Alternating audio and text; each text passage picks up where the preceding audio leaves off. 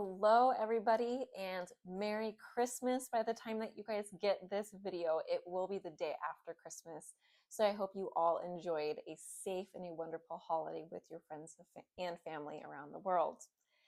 Now, today does mark the last day of the mini-series leading up to our 5-day video training called 100% Conversion. Originally a live masterclass, now broken out into 5 different pre-recorded videos so that you can watch it at your own convenience and reap the most value as possible in those 5 days. I know I hinted at in the last video a little bit of what that training is going to look like, but I want to give you a little more information so you can have something to look forward to and specific details on what to expect. Starting on January 6th at 6 a.m. Eastern Standard Time, you will receive a pre-recorded video from me going into 3 steps for any piano teacher to transition to group lessons, earn more, and ultimately work less. Don't worry if you'll be sleeping at that time or if you're in a different part of the world you'll be teaching, because you can go back and watch this pre-recorded video at your convenience. You can pause, take more notes, you can go back and re-listen, you can also watch me on 2 times the speed, whatever you find helpful to be getting the most value out of that training. In addition to the pre-recorded videos, you will also receive 1 free group lesson resource each day for those 5 days. So make sure you watch all the way until the end of the video so you can get your free group lesson resource and tangible action item that you can take that day to start moving towards converting to group lessons. There are so many things to look forward to in that training, but I don't want to take too much of your holiday time as I know you're surrounded by friends and family.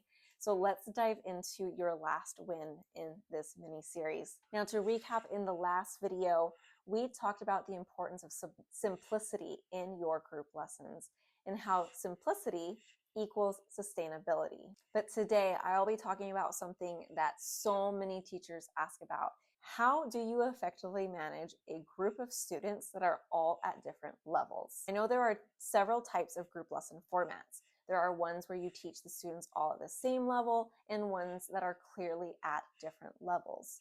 But hear me out. Regardless of the format you choose, everything is still multi-level. Even in a group where you have students that are taking from the same level series, that you're teaching as a group, that you're trying to progress at the same group, there are some students that will pick up on it faster and some students that will take a little bit more time to learn concepts or pieces. So even in a truly group lesson with group instruction, it is still going to end up multi-level. Regardless of the format you choose, you're going to want to apply these strategies across the board.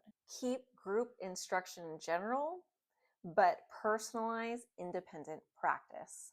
Students should have access to their own independent practice station where they are working on assignments that are specific to them and progressing at a rate specific to them. When playing games, you're going to want to include games that are scalable in their challengeability so that you have students that are able to be successful at an easier level, but also challenge the students that are more advanced in the group. The last thing that you want is in a group game having some students that are getting frustrated because it is too hard and other students sitting in the back twiddling their thumbs because they are bored because it is too easy.